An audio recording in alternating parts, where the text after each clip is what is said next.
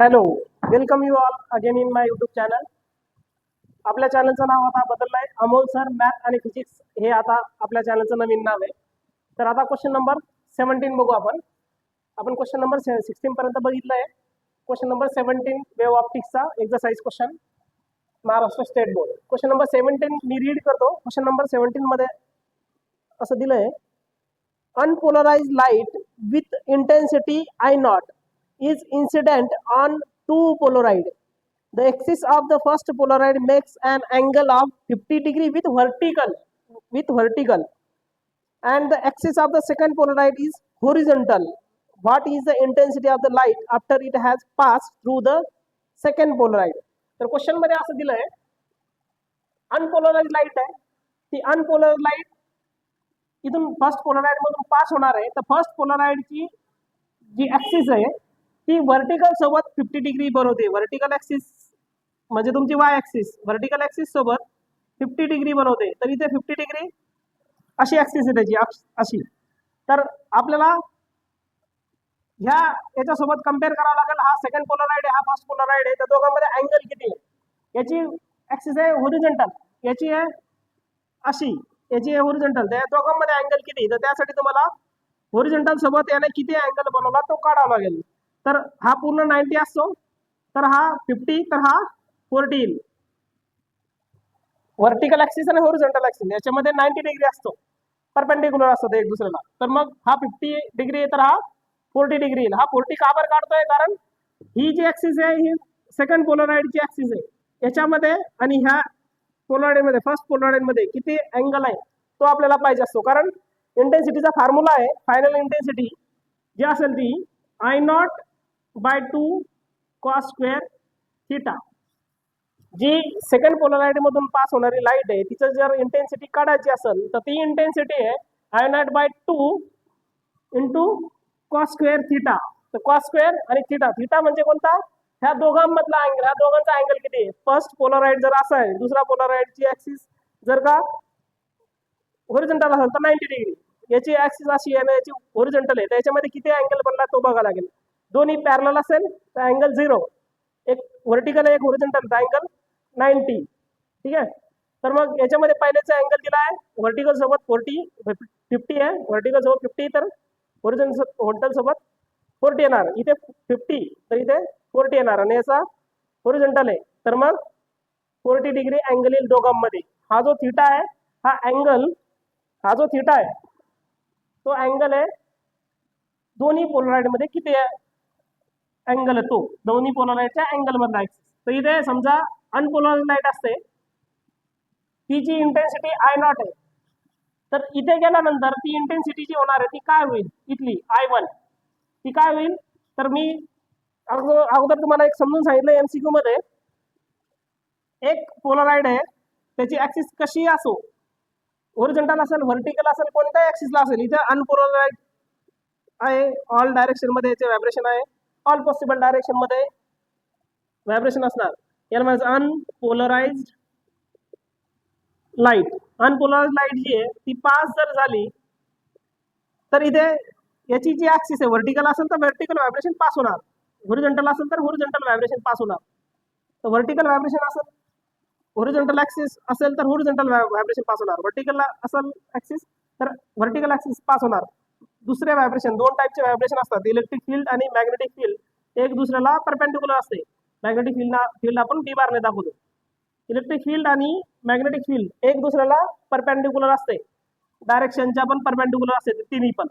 तर दोन व्हायब्रेशन, एक होरिझॉन्टल आणि एक व्हर्टिकल, एक व्हायब्रेशन जे पोलरायझेशन मध्ये एक व्हायब्रेशन रेस्ट्रिक्ट होतं, ब्लॉक होतं, मग एकच व्हायब्रेशन पास होतं. म्हणजे 50% लाईट ची इंटेन्सिटी कमी होऊन जाते. म्हणजे इथं आलेली जी इंटेन्सिटी असते ती जी असते इकडच्या इंटेन्सिटीपेक्षा हाफ असते. इकडे जी इंटेन्सिटी आहे त्याच्या हाफ असते इथली इंटेन्सिटी.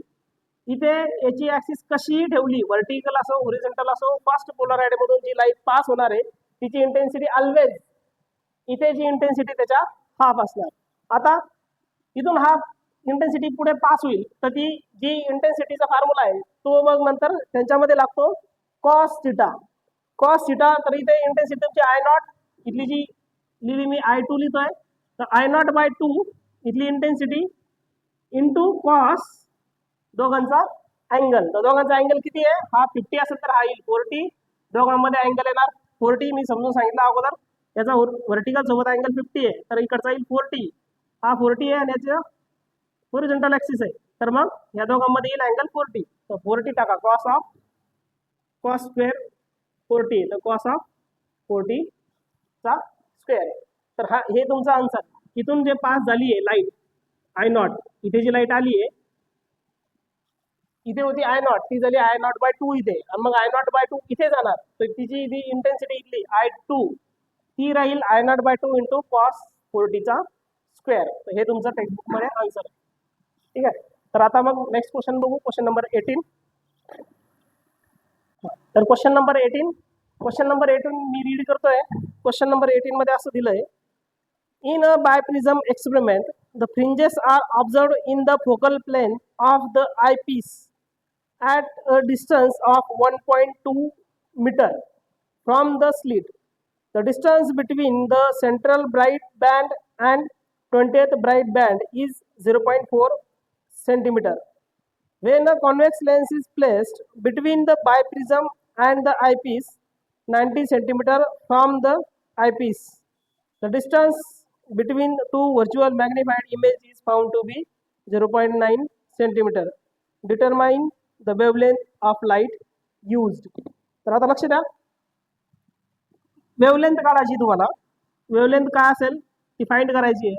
तर क्वेश्चन मध्ये असं दिलंय, हा आयपीस आहे, आपण जिकडनं इंटरफरन्स पॅटर्न बघतो, हा जो आहे बायप्रिझम आहे. बायप्रिझमच्या इथे आपण सोर्स ठेवतो, मग हे रेज असे जातात आणि इकडे बेंड होतात. तर ते बॅक साईडला जर मी डॉटेड लाईनने वाढवलं तर असं वाटतं की हे रेज इकडनं आलेत. हा आणि हा जो आहे असं वाटतं की रेज ह्या साईडनं आलेले. तर हे व्हर्च्युअल सोर्स म्हणून ऍक्ट करतो. हा एक सोर्स आहे आणि हा एक सोर्स आहे. हे रिअल सोर्स नाही, हे व्हर्च्युअल सोर्स आहे. ह्या एका सोर्स पासून हे दोन सोर्स डिराईव्ह झालेत. रिअल सोर्स हा आहे, रेज असे जाणार आणि इथून मग तो बेंड होईल. बायप्रिझमचं कन्स्ट्रक्शन बघून घ्या. बायप्रिझम काय असतं? बायप्रिझम आपण डिझाईन करतो प्रिझमला खूप छोटा बनवून, ही साईड खूप घासून आपण याला 1 डिग्रीपेक्षा कमी अँगल देतो. तर मग हे रे असे बेंड होतात आणि असं वाटतं ते की इकडनं आले, तर इकडनं आले असं आभास होतो. तर हे व्हर्च्युअल सोर्स आहे. S1 आणि S2. हा तुमचा S1 आणि हा S2, हे दोन सोर्स आहे, हे व्हर्च्युअल सोर्स आहे. तर हे जे वेव्स पुढे पास झाल्या ते त्या वेव्स ज्या आहेत त्या पुढे कॉइन्साइड होणार. यांचं कॉइन्साइड झालं की इंटरफरन्स तयार होणार. जो इंटरफरन्स पॅटर्न तयार होईल तो आपण आयपीस मधनं बघतो. इथं आपला पॅटर्न दिसतो. तर हे जे इथं आयपीस आहे, त्या आयपीस मध्ये जी इमेज तयार झाली, जो पॅटर्न तयार झाला आहे, त्याची साईज दिलेली आहे. जो पॅटर्न तयार होणार समजा असा, त्याच्या पॅटर्नचा पूर्ण साईज दिलेली आहे 0.9 सेंटीमीटर. एवढा तो पॅटर्न होणार आहे. त्याची तयार 0.9 सेंटीमीटर.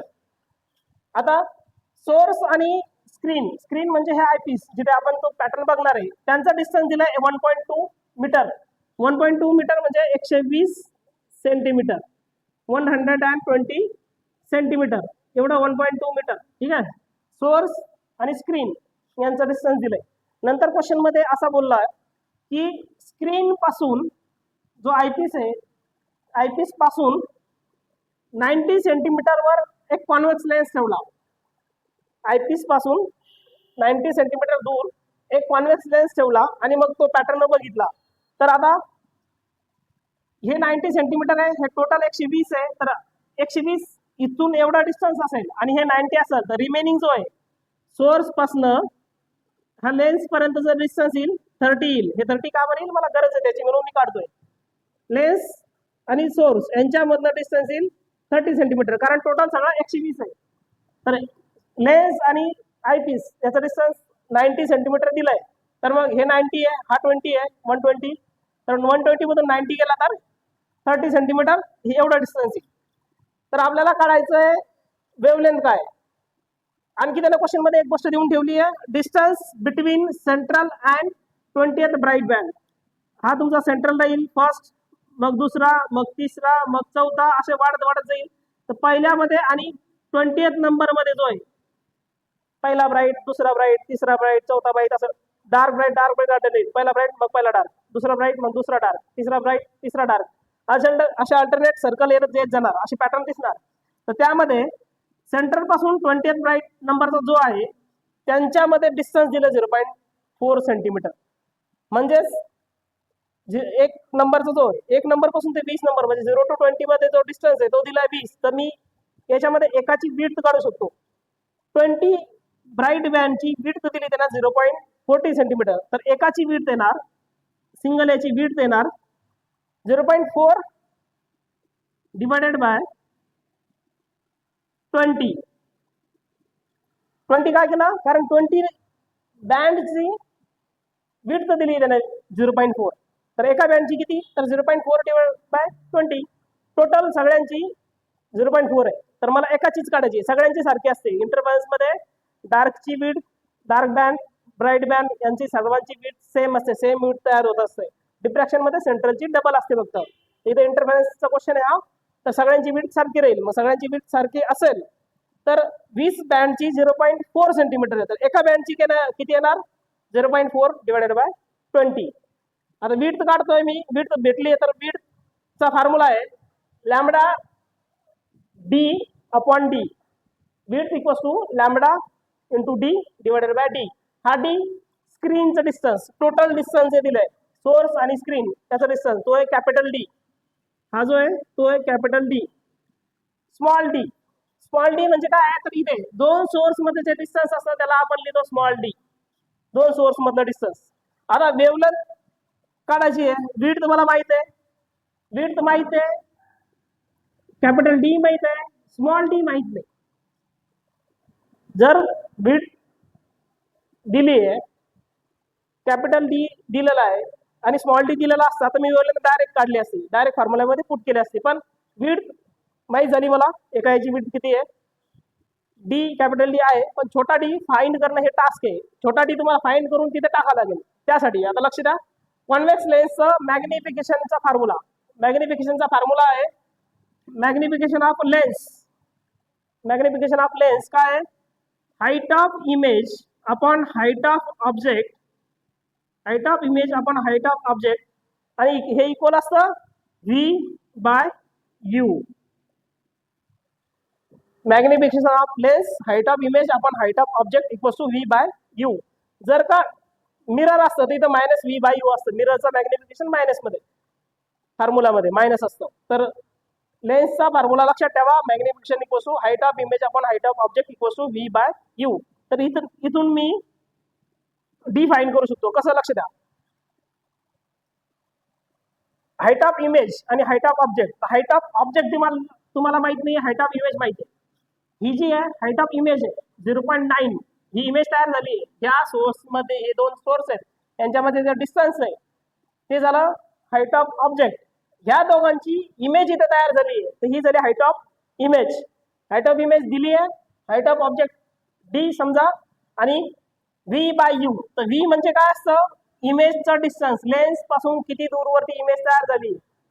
लेन्स पासून आयपीस 90 सेंटीमीटरवर ठेवला आहे. इथे आपण ते स्क्रीनवर पॅटर्न बघतोय, म्हणजे इमेज इथे तयार झाली. तर हा 90 झाला आहे तुमचा v. V equals to 90. V म्हणजे काय असतं, इमेज डिस्टन्स. व्ही म्हणजे इमेज डिस्टन्स. इमेज डिस्टन्स माहित झालं. ऑब्जेक्ट डिस्टन्स, ऑब्जेक्ट म्हणजे काय, ही ह्या दोन सोर्स ची इमेज तिकडे तयार झाली, म्हणजे हे झाली तुमची ऑब्जेक्ट. S1 S2 हे ऑब्जेक्ट. तर ऑब्जेक्ट डिस्टन्स तुमच्याकडे इथून ते लेन्स पर्यंत किती डिस्टन्स आहे, ते 30. तर हे झालं ऑब्जेक्ट डिस्टन्स. ऑब्जेक्ट डिस्टन्स आहे 30, इमेज डिस्टन्स आहे 90. तर मग आपण मॅग्निफिकेशनचा फॉर्म्युला यूज करून आपण डी फाइंड करू शकतो. डी म्हणजे काय, दोन सोर्स मधलं अंतर. तर दोन सोर्स मधल्या अंतरला मी हाईट ऑफ ऑब्जेक्ट म्हणतोय. हाईट ऑफ इमेज दिली आहे, हाईट ऑफ ऑब्जेक्टला मी डी लिहा. व्ही बाय यू, व्ही आहे 90, व्ही यू आहे 30. तर फॉर्म्युलामध्ये टाका. आता हा घेतो मी height of image upon height of image upon height of object. Height of image 0.9 upon D equals to V by U. V V आहे तुमच्याकडे 90, यू आहे 30, 90 डिवायडेड बाय 30, 90 डिवायडेड बाय 30. आता डी काढा, डी तिकडे मल्टिप्लाय होईल, 30 इकडे multiply होईल, तर इथून डी येईल 0.9 इंटू 30 डिवायडेड बाय 90. 30 इकडे जाऊन मल्टिप्लाय झालं 0.9 ला, 90 तिकडे जाऊन डिवाइड झालं, तर डी तुमचा हा आला. आता तुमच्याकडे डी आहे, विड्थ पण आहे आणि कॅपिटल डी पण आहे, तर तुम्ही विड्थचा फॉर्म्युला यूज करून लॅम्बडा इझिली फाइंड करू शकता. तर चला मी आता हे सर्व गोष्टी फॉर्म्युल्यामध्ये टाकतोय. हे डायग्राम कळाली असेल तुम्हाला, हे डायग्राम काढून घ्या, हे आय पीस आणि हा कॉन्व्हेक्स लेन्स. तर हे डायग्राम मिटवतोय मी आता, फॉर्म्युल्यामध्ये टाकतोय. कॅपिटल डी म्हणजे ऑब्जेक्टचं डिस्टन्स स्क्रीन पासून, इमेज कुठे तयार झाली त्याच्यापासून. तर डब्ल्यू 0.4/20 एकाची विड्थ झाली, 20 याची विड्थ दिली होती 4, 0.4, तर एकाची 0.4 डिवाइडेड बाय 20. लॅम्बडा काढायचा आहे, lambda into capital D 120 centimetre. मी सगळं जे सेंटीमीटर मध्ये ठेवतोय, मी हे 0.4 सेंटीमीटर मध्ये दिलं, मी सेंटीमीटर मध्येच ठेवलंय. इथे हा डी पण सेंटीमीटर मध्ये, बघा 0.9 जी इमेजची हाईट होती ती सुद्धा 0.9 लाच ठेवली सेंटीमीटर मध्ये. सगळ्या गोष्टी मी सेंटीमीटर मध्ये ठेवतोय, नंतर त्याला मीटर मध्ये कन्वर्ट करू. 120 अपॉन डी, डी किती आहे हा 0.9 इंटू 30 डिवायडेड बाय 90. म्हटलं तर याला इथे कट करून घ्या, हा 0 कटेल आणि हा 3 जाईल, तर मी याला डिवाइड इथेच करून घेतो. 30 डिवायडेड बाय 90 3 टाइम्स मध्ये जाईल, 0.9 डिवायडेड बाय 3, तर इथे येईल त्याचा 0.3. डीचा आन्सर लक्ष द्या, वाटलं तर परत एकदा सांगतोय. इथे होता 0.9 into 30, 0.9 into 30 divided by 90. V by you होता आणि 0.9, तर इथे मी जर 0 कट केला आणि हा 3×9 3 डिवाइड केला तर 0.3 आला, तर डी ला डायरेक्ट 0.3 ठेवा, 0.3 डी ला 0.3 ठेवा आणि क्वेश्चन सॉल्व्ह करा. 0.3. आता लॅम्बडा काढायचा आहे, तर लॅम्बडा इक्वल्स टू हे सर्व 0.3 मल्टिप्लाय होईल 0.4 सोबत, 0.4 इंटू 0.3, 20 ऑलरेडी खाली आहे आणि हा 120 तिकडे जाऊन डिवाइड होईल, 120. हे सगळं आन्सर जे असणार आहे सेंटीमीटर मध्ये असणार आहे, नंतर आपण त्याला मीटर मध्ये कन्वर्ट करू. तर हे मिटवतोय आता, ह्या साईडला लिहितोय. तर 0.4 0.30 जर का मी याचा पॉईंट डेसिमल इकडे हलवला, हा डेसिमल इकडे जाईल, हा डेसिमल इकडे जाईल, तर हा काय बनेल बघा, 4 इंटू 3 डिवायडेड बाय 2 डेसिमल मी तिकडे वाढवलं, तर इथं 20 इंटू 120 आहे इंटू 100 होईल. 10 इथे मल्टिप्लाय केलं, 10 इथे मल्टिप्लाय केलं, म्हणजे वरती 100 मल्टिप्लाय केलं तर 100 डिवाइड पण करावं लागेल. आता 12 वरती होईल किंवा याला हाफ करून घ्या, इथे होईल 60, इथे होईल 2, इथे होईल 10, इथे होईल 1, इथे होईल 2, म्हणजे 20. काय काय कट केलं लक्ष द्या परत. 4 ने मी 4 चा हाफ केला 2, 12 चा हाफ केला 60, 120 चा हाफ झाला 60.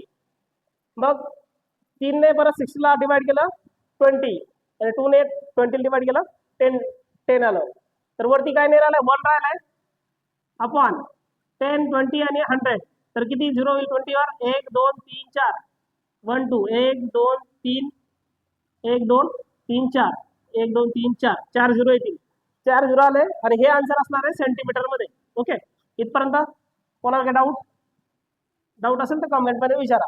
तर आता मला याला आता अँगस्ट्रॉम मध्ये लिहायचंय, तर 1/20 2000 आहे, त्याला मी डेसिमल जो आहे वरती नेतोय, पॉईंट सर्व वरती नेले, तर मी 1/2 असं लिहेन.